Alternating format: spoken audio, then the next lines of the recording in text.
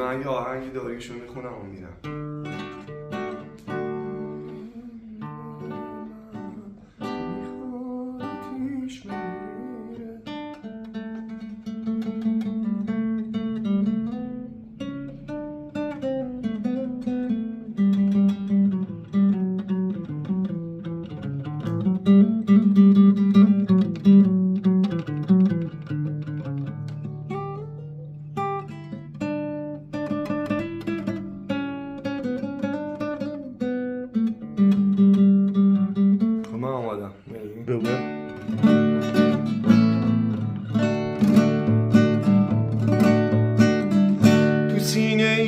دل من میخواد آتیش بگیره، مونده سر دو راهی چه راهی پیش بگیره.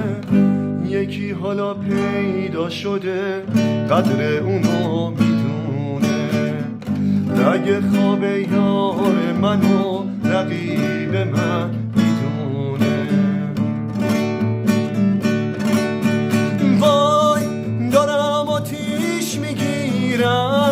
دیگه از غصه و غم دلم میخواد بمیرم.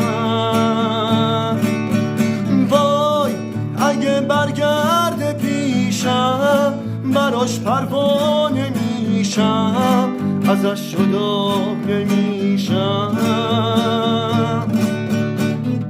نمیتونه مرغ دلم از حسودیش بخونه، نمیدونه روی کدوم شاخه باید بمونه.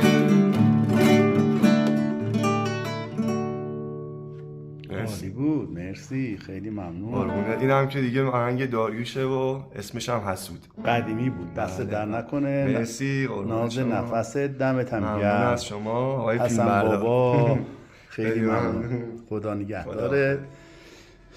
اینم که خوشش اومده پلوت نشسته و گوش میداده.